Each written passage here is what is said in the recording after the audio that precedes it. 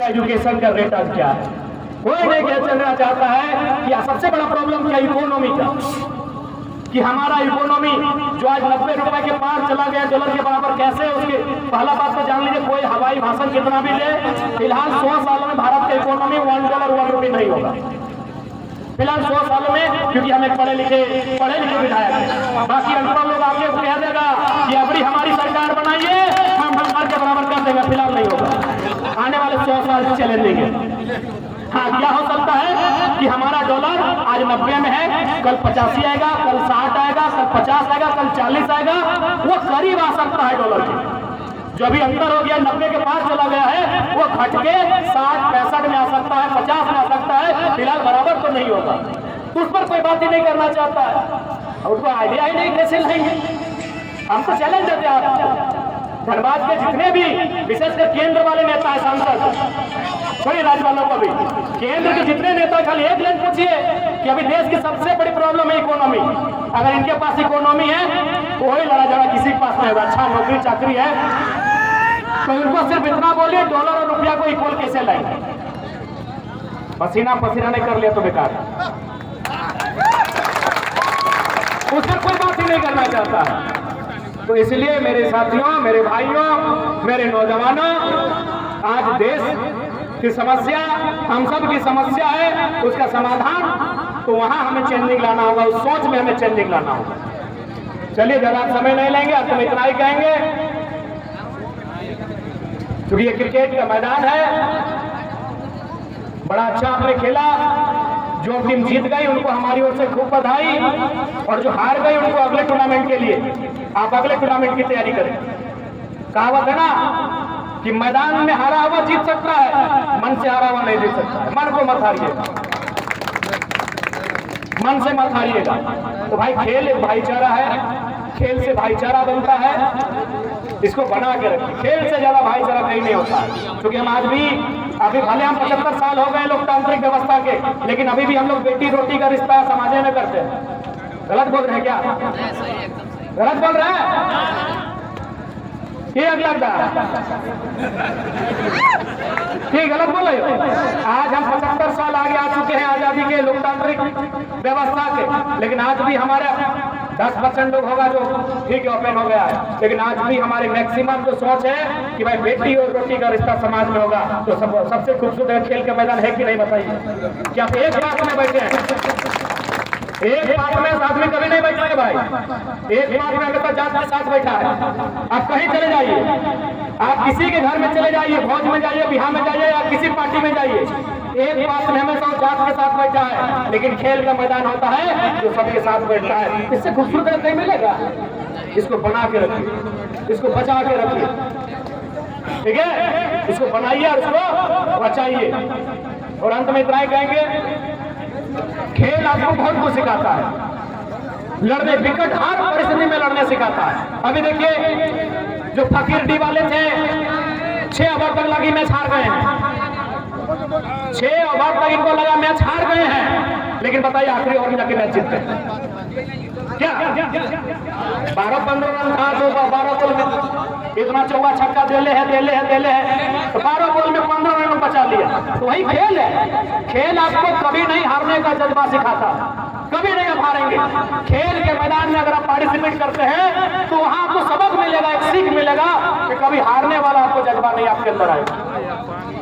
इसलिए नियमित खेल का पार्टिसिपेट करें, खेल के भागीदार बने, और बिल्कुल चूंकि हमारे खेलने से फायदा क्या है कि फिजिकली बहुत ही फिट रहेंगे। और आज के टाइम में देख ही रहे कि लोग कितने जल्दी बीमार हो रहे हैं, मानसिक रोग, आंख का रोग, कपार का रोग, कहां नहीं रोग हो रहा है कि नहीं? अरे एक समय था कि कम उम्र में प्रेम रोग लगता था, तो दूसरा रोग भी लग रहा है कि नहीं? एक सुनते थे कि भाई वो क्या 16 साल में प्रेम रोग लगता था नौजवान को, अब तो हाथ का रोग लग गया, चश्मा चढ़ गया, बाल पक गया, नया रोग लग गया। कहे ग्राउंड से लोग नाता तोड़ दिया, खेल के मैदान से लोग नाता तोड़ दिया है। इसीलिए खेलकूद बहुत आवश्यक है, खेलकूद में बने रहिए। एक कहावत है ना कि एक खिलाड़ी को गरीबी छू सकती है, बीमारी नहीं छू सकती। भले खिलाड़ी को गरीबी छू सकती है, बीमारी नहीं खेलिए 2 घंटा किसी भी उम्र में रहे, आप भी खेलिए, आप भी खेलिए। मुखिया जी पेट बढ़ रहा है, खेलिए। विधायक प्रतिनिधि को बोल रहे हैं, खेलिए। अभी अगर खेलिएगा ना मुखिया जी, तोड़ो भाई, अभी अगर खेलिएगा तो जब रिटायरमेंट का समय आएगा तो नाती नतनी खिलाइएगा, और नहीं तो समय डॉक्टरी में, मेडिकल में, मेडिकल ले मेडिकल ले मेडिकल ले मेडिकल। गलत बोल रहे हैं सब। बुढ़ापा मैंने की, बुढ़ापा में कोई इच्छा नहीं होती, कोई इच्छा नतनिया के देख लेबै, नतिया के देख लेबै, ओकरा खेलेबै, ओकरा करे लेबै। पता चलो सब समय बेकार कर ली, भले टाका धनवान कतना बन गए, लास्ट खाली इंजेक्शन और दवे में 10 साल पार हो गलो, आ ककरो ईश्वर की ककरो अल्लाह के टिकट आई गई।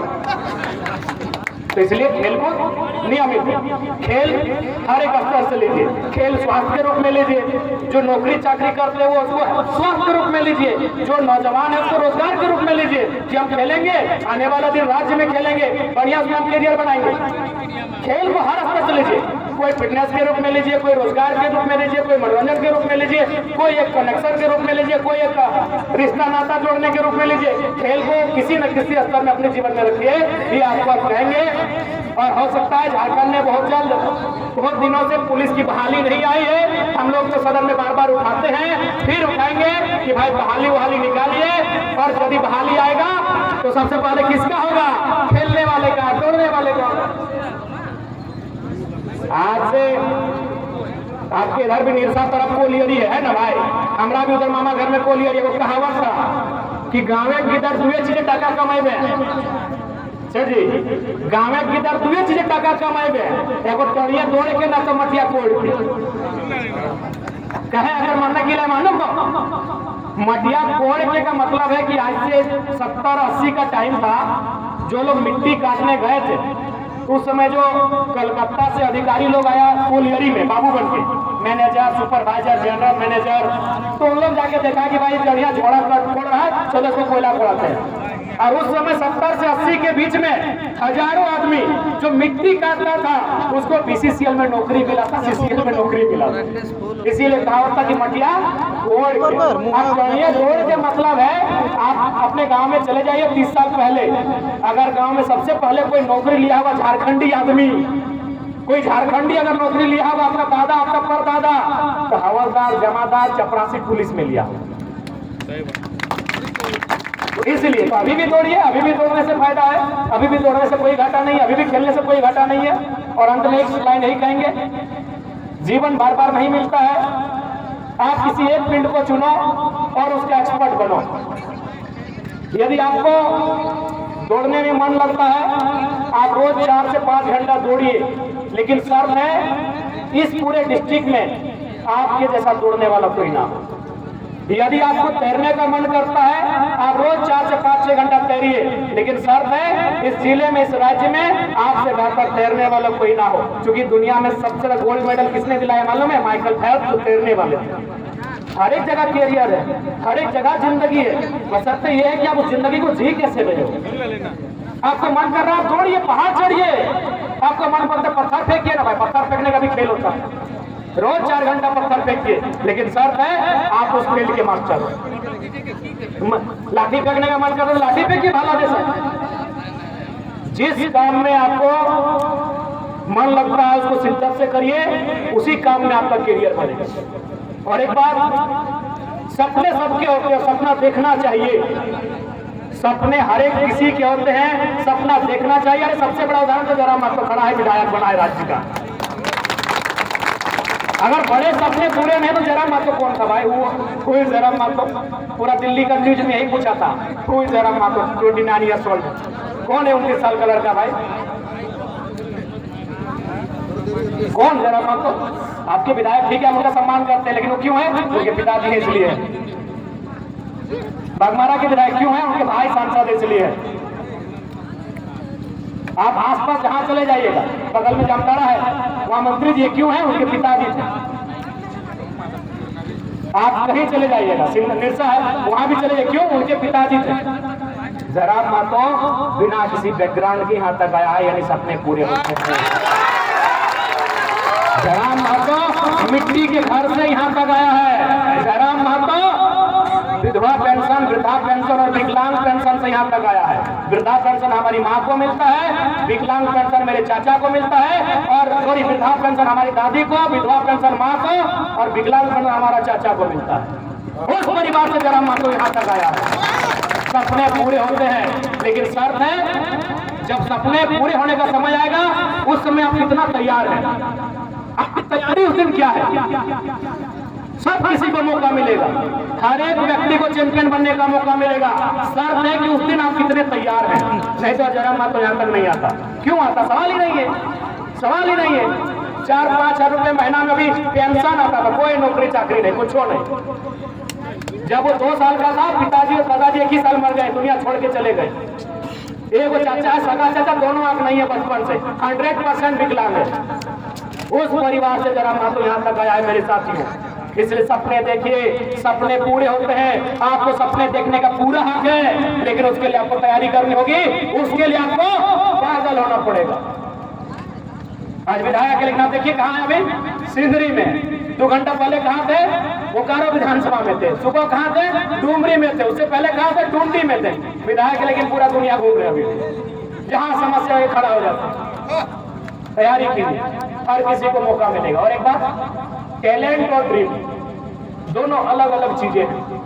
आपका टैलेंट क्रिकेट में है, लेकिन आपको मन करता है कि फुटबॉल का अच्छा खिलाड़ी बने, वहां आपको थोड़ा सा अपने साथ न्याय करना होगा। दोनों अलग चीजें, टैलेंट और ड्रीम। सबसे बड़ा उदाहरण सचिन तेंदुलकर। सचिन तेंदुलकर का ड्रीम था बॉलर बनना, और टैलेंट क्या था? बैटिंग में। अगर खुदा ना खास्ता सचिन तेंदुलकर अपना ड्रीम के पीछे भागते, that is my dream, I have to follow my this dream, तो आज क्या होता? आज सचिन बॉलर बने होते, बॉलर बने होते कि नहीं? यदि सचिन का जो ड्रीम था, क्या ड्रीम था? To be a fast bowler, और यदि वो भागते कि I have to follow my dream, अपने ड्रीम के पीछे वो भाग जाते सचिन तेंदुलकर, और आज अगर वो फास्ट बॉलर बन जाते तो इतना पिटाई होता, इतना पिटाई होता अभी 90 के टाइम का फास्ट बॉलर कि आज दुनिया सचिन को नहीं जानती। तब किसी ने कहा कि भैया आपका टैलेंट बैटिंग में है, कोशिश करिए आप बैटिंग में फोकस करिए, आज जब तक क्रिकेट रहेगा। देखो भाई, कोहली सचिन का रिकॉर्ड वनडे में तोड़ सकता है, जो रूट उसका रिकॉर्ड टेस्ट में तोड़ सकता है, 1% दोनों रिकॉर्ड कोई नहीं फिलहाल तोड़ सकता। क्यों? उन्होंने अपने टैलेंट, भले उन्होंने नहीं, किसी ने बताया कि टैलेंट तुम्हारा बैटिंग में, उन्होंने बैटिंग को चुन लिया। तो इसलिए कभी आपके साथ ये परेशानी आएगी कि आपका ड्रीम कुछ और है और आपका टैलेंट कुछ और है।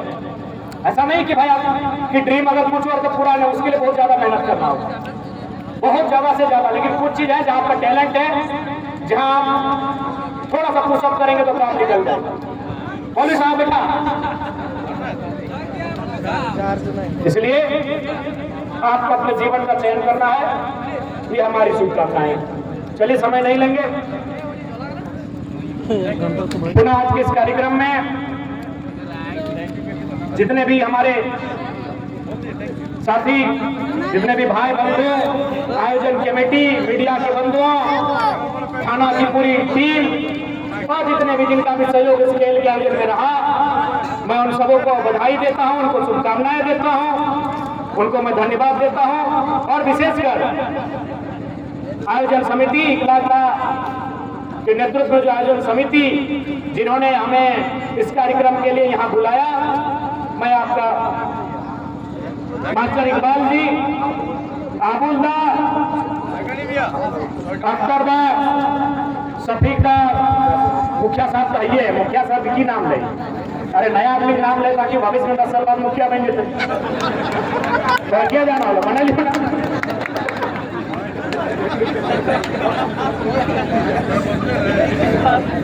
कभी कभी मुखिया साहब तो चैंपियन आदमी है, कुछ नया लड़का को पूछ करेंगे, मुखिया से कहा मत देखो। तो कुल मिला के सभी के बहुत बहुत धन्यवाद। पुनः गणतंत्र दिवस की ढेरों शुभकामनाएं। गणतंत्र, उसका अर्थ क्या है आप भी जानते हैं।